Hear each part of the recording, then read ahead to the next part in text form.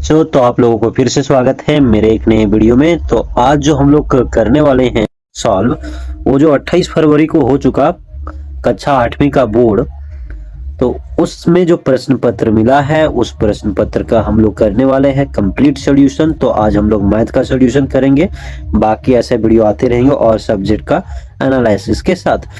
तो आप लोगों ने तो एग्जाम के जस्ट एक दिन के बाद ही आप लोगों ने अपना आंसर की पूरा मिला लिए होंगे यूट्यूब में सर्च मार के। मेरा वीडियो लेट है, तो अगर जो बच्चा जानने के लिए इच्छुक रखते हैं कि आखिरकार ये कैसे हुआ, ये क्यों हुआ है, कैसे हो सकता है, यानी कि सॉल्यूशन को मायने देते हैं, तो यह वीडियो आप लोगों के लिए, आप लोग इसको देख सकते हैं।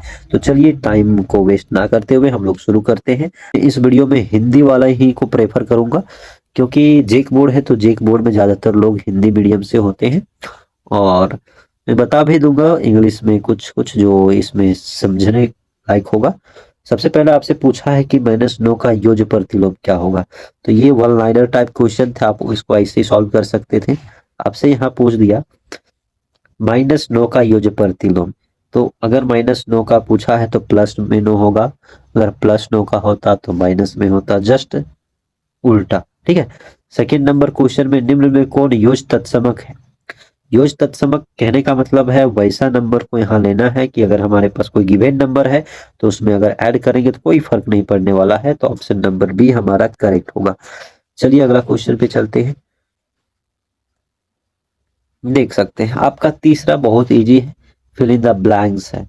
तो जो नंबर मिसिंग होंगे वही आंसर होंगे, यानी कि ऑप्शन नंबर ए करेक्ट होगा, है ना। हाँ, पूछा है -2/3 का समतुल्य परिमेय संख्या क्या होगा, यानी कि आपसे पूछा इक्विवेलेंट।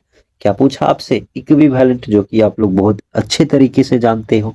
इक्विवेलेंट पूछा है, समतुल्य इक्विवेलेंट। तो यहाँ देखते हैं, अगर सारे ऑप्शन देखते हैं तो कुछ कुछ ऑप्शन, ऑप्शन ए खुद हमारा स्टैंडर्ड फॉर्म में, ऑप्शन बी स्टैंडर्ड फॉर्म में है, सी और डी चेक करने की जरूरत है। तो दो ऑप्शन है, इससे अच्छा है कि हम क्वेश्चन को ही सॉल्व कर लें। तो हमारे पास क्वेश्चन है -2/3, तो इसका दूसरा समतुल्य हो जाएगा -2/3। दूसरा समतुल्य 2, ऊपर नीचे 2 से मल्टीप्लाई करना पड़ेगा, तो माइनस माइनस में 4/6 आ रहा है ना। तीसरा समतुल्य अगर चेक करते हैं तो -2/3, ऊपर नीचे 3 से मल्टीप्लाई करना पड़ेगा, यानी कि माइनस में 6/9, यानी कि यही हमारा ऑप्शन है, ऑप्शन नंबर सी करेक्ट होगा। चलिए देखते हैं, पांचवा नंबर बोल रहा है 1/2 और 1/3 के मध्य परिमेय संख्या। अब देखो, अगर ऐसे मध्य में पूछा जाए तो हम लोग क्या करते हैं, दोनों परिमेय संख्या को जोड़ देते हैं और 2 से डिवाइड कर देते हैं, है ना। अगर एक पूछा जा रहा है तो वही हम लोग करेंगे। हमारे पास 1/2 है प्लस 1/3 है, अगर आप इसको जोड़ोगे तो एलसीएम 6 आएगा, है ना। 2 से डिवाइड करोगे 3 बार में और ये हमारा 2 बार में, मतलब 5/6 आ गया। अब डिवाइड करना है 2 से, क्योंकि मध्य पूछा है, तो 2 से डिवाइड करेंगे। तो हम लोग जानते हैं ऐसे होता है तो पलट के गुना होता है ना, पलट के गुना होगा 1/2। तो आपके पास 5/12, 5/12 यहाँ है, ऑप्शन नंबर ए करेक्ट है। चलिए अगला देखते हैं। बोला जा रहा है परिमेय संख्या -12 30 का मानक रूप होगा। अब स्टैंडर्ड फॉर्म पूछा है तो स्टैंडर्ड फॉर्म आप लोग तो ऐसे ही बनाते हो, है कि नहीं है। तो हम लोग क्या करते हैं, स्टैंडर्ड फॉर्म निकालने के लिए अंश और हर, यानी कि न्यूमरेटर और डिनोमिनेटर के जो एचसीएफ होंगे उसको से डिवाइड कर देते हैं। तो -12 और 30 का जो एचसीएफ होगा वो हमारा कितना होगा, 6 होगा। आप निकाल सकते हैं एचसीएफ, है ना, ये दोनों का एचसीएफ। इससे डिवाइड करने पर ये कितने बार में, माइनस में 2 बार और ये 5 बार में, यानी कि option number A correct. Liner type question है, इसमें बोल रहा है वर्गमूल पूछ दिया है 196 का, तो ऑप्शन नंबर सी करेक्ट होगा। और 8 में बोला है 16 का वर्ग क्या होगा, स्क्वायर पूछ दिया है, तो 16 का 256, है ना। 9 नंबर बोला है कि 15 का स्क्वायर और 16 के स्क्वायर के बीच कितने प्राकृत संख्या है। तो ये तो ऐसी आप लोग सॉल्व करते होगा, 15 का स्क्वायर कितना 225, 16 का 256। अब मध्य में बोला है ना, तो घटा देंगे, क्या कर देंगे, घटा देंगे। ये दोनों के बीच अगर पूछा जाता है तो घटा देते हैं हम लोग। तो ज्यादा कौन है 256 में, और ये हमारा 225, घटाने पर हमारे पास क्या आ जाएंगे, 31 आ जाएंगे। अब मध्य में बोला जा रहा है तो ये प्रोसेस करने के बाद -1 भी किया जाता है, तो ये हमारा 30, तो ऑप्शन नंबर 30 हमारा सही होगा। है निम्न में कौन पूर्ण घन नहीं है, पूर्ण घन नहीं है, तो ये तो 10 का है, ये 6 का है, ये 128 किसी का नहीं है। 11वां बोला है 64 का घनमूल होगा, तो ये 4 का, ऐसे आप लोग देखते के साथ आंसर। और 12वां भी इजी बोल रहा है कि क्या 11 का घन क्या होगा, तो ये 13 31 हमारा होगा, ऑप्शन नंबर सी। बोला जा रहा है 13 का मतलब 3 का पावर 4 क्या होगा। जो बच्चे नहीं जानेंगे वो 3 3 कितने बार करेंगे, 4 बार गुना करके लिखेंगे, है कि नहीं, 3 3 4 बार गुना करके लिखेंगे, तो ये 3 तिया 9, 9 तिया 27, 27 तिया 81, ऑप्शन नंबर सी। और इसमें जानने वाली बात क्या है, इसको पावर फॉर्मूला कौन याद रखता है, तो मल्टीप्लाई करना पड़ेगा। 14वां नंबर बोला है x का पावर x बराबर 0 है, तो x का पावर 0 का मान क्या होगा, तो ये हम लोग कॉन्सेप्ट है, अगर किसी एक्सपोनेंट में हम लोग पढ़े होंगे, किसी संख्या का पावर 0 होता है तो उसका वैल्यू हमेशा 1, तो ऑप्शन नंबर ए करेक्ट होगा। अब 15वां बोल रहा है कि हमारे पास अगर दिया हुआ है कि 2x इसका पावर 4 बराबर 1 है, तो x का वैल्यू क्या होगा। तो हम लोग एक्सपोनेंट में पढ़े हैं, अगर ये 2x - 4, अगर यहाँ हमारे पास 1 है तो 2 का पावर को 0 रहा होगा तो 1 हो सकता है। अब बेस बराबर हो गया तो पावर भी बराबर कर देते हैं, x - 4 बराबर 0, तो x बराबर क्या आ गया, 4 आ गया आंसर हमारा। तो इसमें हमारा आंसर ए हमारा करेक्ट होगा। क्यू के जगह क्या हो सकता है, तो आप देखो तो अगर p के जगह 7 और q के जगह 8 लेते हैं और यहाँ 6 है, मल्टीप्लाई करते हैं तो 8 6 48 का 8, बाकी हाथ में 4 6 7 42 26, यानी कि ऑप्शन नंबर बी करेक्ट होगा। आप 17वां में बोला है 5xy में y का गुणांक क्या होगा, तो 5x होगा, है ना।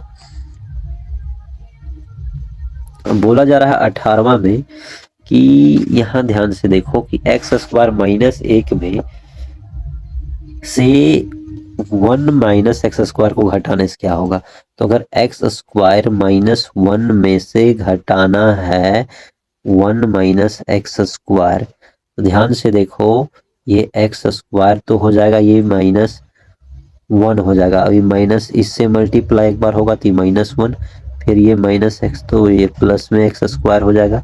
अब x² 2x² और ये -2 हो जाएगा, यानी कि ऑप्शन नंबर बी हमारा स्क्वायर -49 का स्क्वायर का सही मान क्या होगा। एक बात बताओ, बहुत सारे बच्चे जो फॉर्मूला नहीं जानते होंगे वो कैसे करेंगे, लॉन्ग ही बनाएंगे, और जो बच्चे जानते होंगे तो यहाँ एक कॉन्सेप्ट ढूंढेंगे कि ये जो हमारा यहाँ दिया हुआ है ये स्क्वायर -b² का फॉर्मूला में दिया हुआ है, यानी कि एक बार वैल्यू क्या लिख सकता है, a + b लिख सकता है, और एक बार a - b लिखेगा। तो वही करते हैं, यहाँ a का वैल्यू 51 + 49 दिया हुआ है ना, और 51 - 49 दिया हुआ है। तो ध्यान से देखो ये हमारे जोड़ने पर ये 100 हो जाएगा, उसको घटाने पर 2 हो जाएगा, तो ये 200 हमारा करेक्ट होगा आंसर, यानी कि बी करेक्ट होगा, है ना। अब 20 में बोला है कि m² को किससे गुना करना है, m+1 से क्या होगा, तो m² एक बार इससे गुना होगा, एक बार इससे गुना होगा, तो एक बार गुना होगा तो m² हो जाएगा, m² गुना m हो जाएगा, है ना। एक बार क्या होगा, m² गुना होगा n से, यानी कि हमारा m² m कितने हो जाएगा, m³ हो जाएगा, और ये m² n हो जाएगा, यानी कि ऑप्शन नंबर हमारा ए करेक्ट होगा, है ना।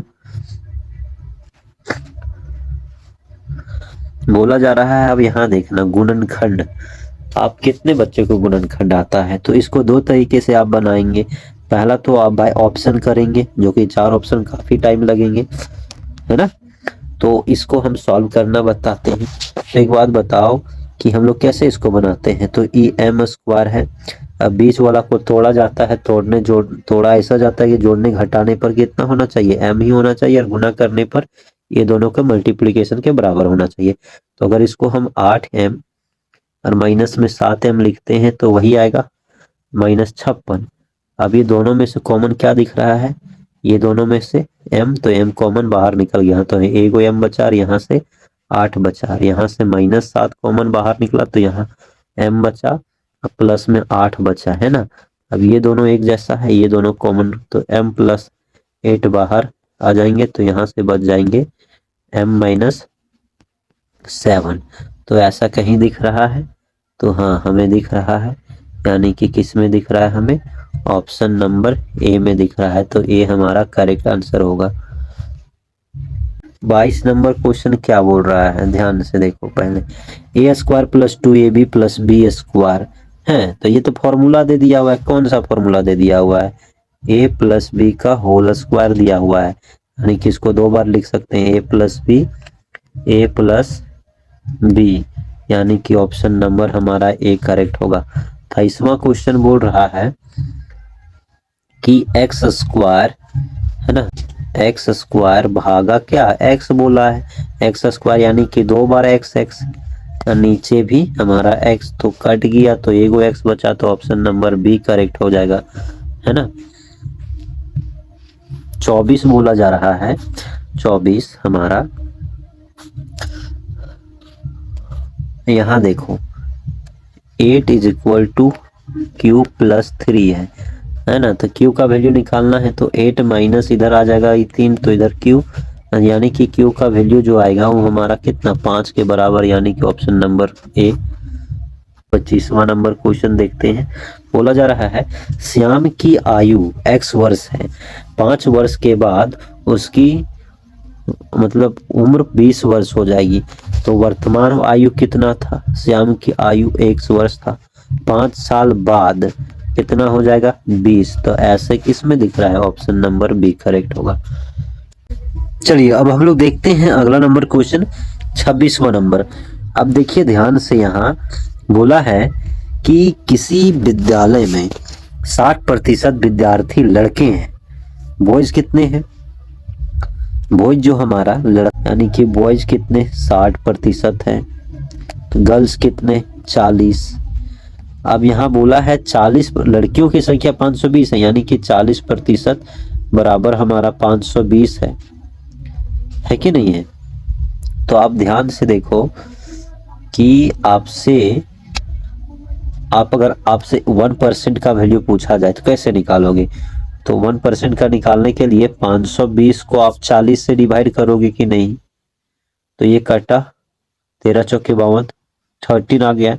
अब लड़कों की संख्या 60% है, तो 60 से मल्टीप्लाई करोगे कि नहीं, 60 × 13, तो 13 कितने हो गए 78, यानी कि 780 है लड़कों की संख्या, ऑप्शन नंबर ए हमारा करेक्ट होगा। इसमें बोला है 250 केजी किलोग्राम आलू में से 10% आलू सड़ गया, जिसे हटा दिया गया तो कितना आलू बचा।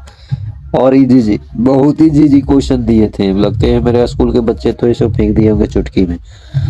तो आपके पास कितना है 250 किलोग्राम है, उसमें से कितना सड़ा है 250 केजी का 10% ना, 10%, यानी कि 10101010। तो ध्यान से देखो आपके पास कितना 25 किलोग्राम निकल रहे हैं, यानी कि अगर आप 225 250 में से 25 घटाते हो तो आपके पास 225, यानी कि 225 आलू बच गए हैं, 225 किलोग्राम। एक रेडियो का विक्रय मूल्य 380 है, इस पर 5% बटा दिया गया छूट, तो रेडियो का अंकित मूल्य, एमपी पूछा भाई, है ना, यानी कि एसपी दिया हुआ था, तो एसपी अगर सेलिंग प्राइस दे दिया हुआ है 380 और ये 380 बेचने पर और 5% डिस्काउंट दिया गया, मतलब कितना 5%, तो जाहिर सी बात है एसपी है तो ये 95% का ही ना 380 है। अगर एमपी निकालना है आपको अंकित प्राइस तो 100% निकालना पड़ेगा, तो 380 बटा 95 और ये हमारा 100%, तो अगर काटते हैं 5 से तो ये 19 बार में और ये हमारा 20 बार में, और ये 19 से कटेगा ये 20 बार में, मतलब कितने आ गए 20 × 20, तो 20 × 20 यानी कि 400 रुपया। तो 400 हमारा आंसर होगा। चलिए, 400 रुपये का 12.5% ब्याज की दर से 2 वर्ष का साधारण ब्याज क्या होगा? एसआई बोला है, तो एसआई बराबर फॉर्मूला आप लोग क्या जानते हो? एसआई बराबर फॉर्मूला आप लोग क्या जानते हो? सर एसआई बराबर फॉर्मूला बहुत इजी है, हम लोग याद रखे हैं। एसआई इज इक्वल टू हमारा फॉर्मूला हो जाता है P into R into T बटा 100 हो जाता है। तो यही फॉर्मूला पर पुट करते हैं ना सर। प्रिंसिपल कितना है सर? बोला 400 है सर। रेट ऑफ इंटरेस्ट कितना है? 12.5 यानी कि 25/2%। फ्रैक्शन में चेंज करेंगे तो 25/2%। टाइम हमारे पास कितना है सर? सर 2 वर्ष है। और फॉर्मूला वाला 100 कहाँ गया सर? वो भी रहेगा सर।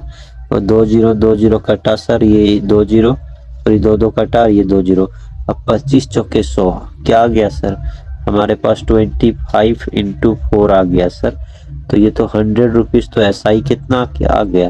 तो 100 रुपीज़ हमारा ऑप्शन हो गया, यानी कि ऑप्शन नंबर ए करेक्ट होगा। एक दुकानदार द्वारा स्वेटर पर 20% का बट्टा दिया जा रहा है, तो इस आधार पर कौन सा कथन सही है? तो अंकित प्राइस के बारे में अगर बात किया जाता है तो बट्टा हमेशा अंकित प्राइस पर दिया जाता है। तो क्रय मूल्य में 20% घटेगा, ये नहीं। क्रय मूल्य में 20% कैसे घटेगा? मान लो अगर आप 100 रुपया का अगर एमपी है बाबू और आपको 20% छूट दिया तो 80 आपके लिए सीपी हो गया 80। तो ये हमारा एमपी था ना, और ये आपका सीपी हो गया अगर 20%। तो क्रय मूल्य पर 20% तो नहीं घट रहा है। किस पे घट रहा है? हमारा एमपी पर घट रहा है। तो अंकित मूल्य पर घटेगा। तो ऑप्शन नंबर सी करेक्ट होगा, विक्रय मूल्य पर नहीं। इनमें से कोई नहीं, इनमें से कोई नहीं, है ना। अब बोला जा रहा है 31वां, तो सॉल्व करना तो बहुत इजी है ना। यहाँ देखिए बच्चा सॉल्व किया है। ये जो सॉल्व है आपके पास वो बिल्कुल सही है, देखो, है ना। क्या किया है? अगर x का वैल्यू निकालना है हमको, तो अगर तो x को इधर रखना पड़ेगा ना। उधर 17/7 है, -3/7 है। अब देखो तो लाइक फ्रैक्शन हो गया, लाइक फ्रैक्शन हो गया। तो आपका देखो ये सॉल्यूशन लाइक फ्रैक्शन हो गए, तो ये 7 7 और ये सेम हमारा कट जाएंगे, 14 हो जाएंगे, है ना। तो ये 2 आ जाएगा। तो हमारा 2 ऑप्शन नंबर ए करेक्ट होगा। एक कुर्सी का अंकित मूल्य 700 रुपया है तथा 10% बटा देकर इसे बेचा गया। कुर्सी का विक्रय मूल्य है, बहुत इजी है ना। कितना था हमारे पास? 700 रुपया का सामान था ना, उसमें से 700 का 10% क्या बटा दिया गया, छूटना, है ना। 10 70 रुपीज डिस्काउंट मिलेगा। 700 में 70 घटेंगे तो 630 रुपया। 630 हमारा ऑप्शन में कहाँ है? ऑप्शन में हमारे पास जो होगा वही हमारा आंसर होगा। ऑप्शन में हमारा ऑप्शन नंबर सी करेक्ट होगा। बोला जा रहा है दिए गए विकल्प में कौन सा व्युत्क्रमानुपात होगा? अगर स्टेटमेंट के बारे में देखा जाए हमारे पास, तो चाल और दूरी, तो चाल बराबर दूरी बटा समय फॉर्मूला, दूरी बटा समय,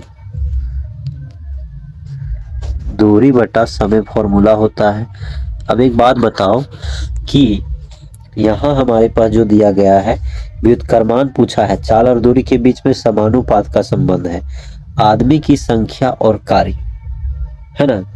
आदमी की संख्या, अगर 20 आदमी एक काम कर रहा है, हर एक आदमी का एफिशिएंसी 1 है, तो कार्य क्या होगा? कार्य बराबर फॉर्मूला क्या होता है? कार्य, है ना, work done by time taken. कार्य बराबर क्या हुआ?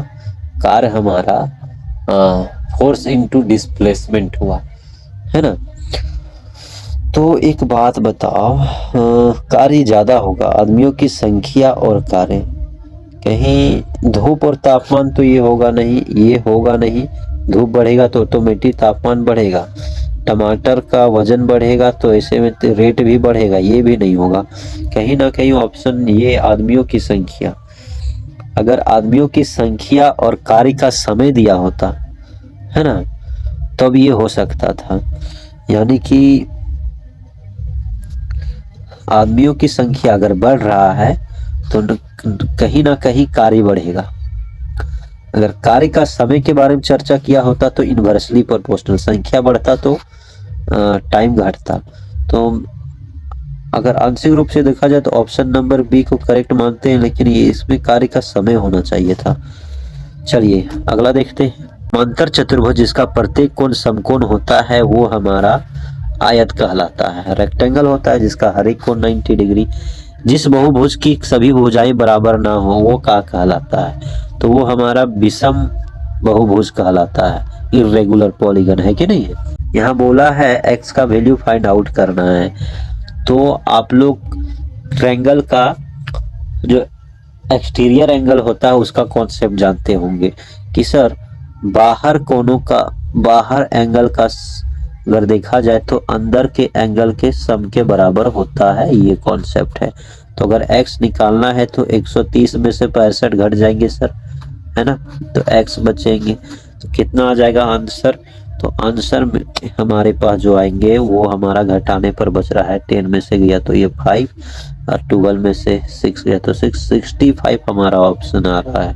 ठीक है, चलिए एक्स वाई जेड का वैल्यू पूछा है। एक्स वाई जेड का वैल्यू क्या होगा? एक्स वाई जेड का वैल्यू हमारे पास जो होगा, अब ये हमारा एक तरह से क्या है, क्वाड्रिलेटरल है। क्वाड्रिलेटरल का इंटीरियर एंगल सम कितने होते हैं? कितने होते हैं? 360 होते हैं। उसमें एक्स वाई जेड पूछा है ना, तो एक्स वाई जेड तो 360 में एक्स वाई जेड, यानी कि 3 चीज पूछा है, एक को नहीं। तो 40 डिग्री दिया हुआ तो घटा देंगे ना, तो ये हमारा 320 आंसर होगा, यानी कि ऑप्शन नंबर डी। ये आकृति नहीं है 2D, तो ये घनाभ नहीं है हमारा, क्यूबॉइड नहीं है, बाकी सारा 2D है ना। उनमें कौन सा एक ही समूह का नहीं है? एक ही समूह का नहीं है। तो आप यहाँ देखो तो घनाभ, शंकु, आयतन, ये गलत चीज बोला जा रहा है। ये सब 3D है। ये आयतन 3D का एक वैल्यू है जो निकाला जाता है ना। 14 नंबर, यदि वर्ग की भुजा की लंबाई मीटर में हो तो क्षेत्रफल का मात्रक क्या होगा? तो मीटर स्क्वायर होगा, ऑप्शन नंबर बी।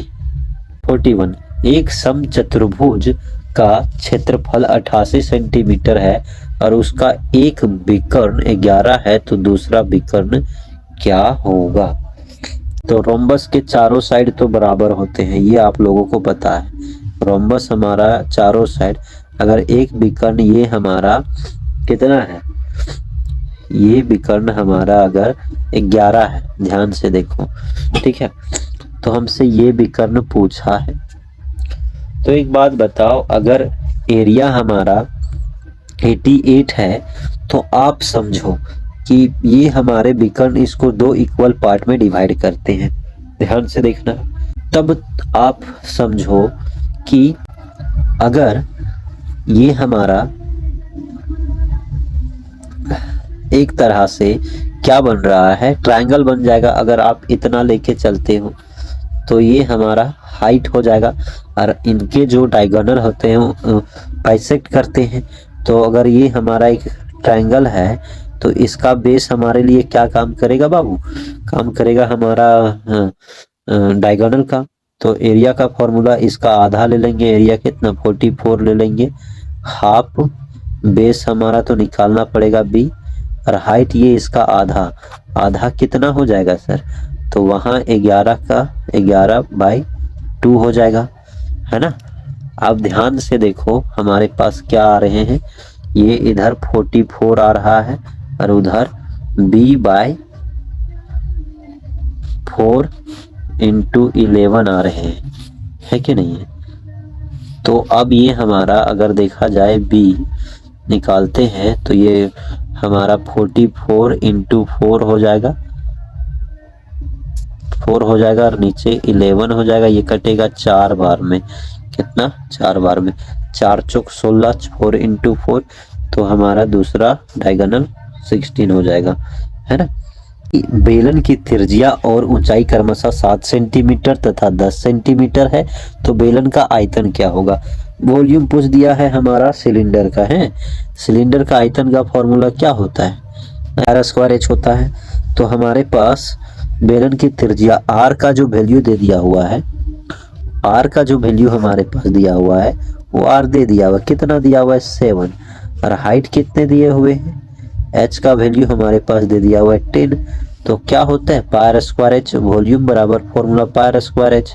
तो पाई स्क्वायर, पाई का value 22/7, R square 7 into 7, height हमारा 10, ये कटा ये कटा, 22×7 से अब हमारे पास 22 इंटू 7 इंटू 10 है, 22×7 से 154 और 1 जीरो, तो 1540 सेंटीमीटर क्यूब आंसर हो जाएगा। फिर एक घनाभाकार बॉक्स की लंबाई L, चौड़ाई B तथा ऊंचाई x, तो बॉक्स का आयतन LBH, फॉर्मूला LBH हो जाएंगे। ऑप्शन नंबर ये हमारा क्या C चला जाएगा 4, है ना।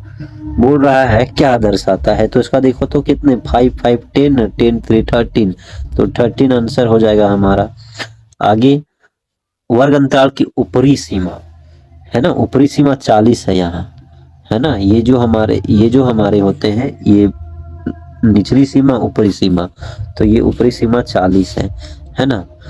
अब वर्ग चिन्ह क्लास मार्क्स पूछा है, तो क्लास मार्क्स निकालने के लिए क्या किया जाता है, क्लास मार्क्स निकालने के लिए लोअर और हायर को जोड़ के 2 से डिवाइड किया जाता है, ऊपरी सीमा और निचली सीमा को।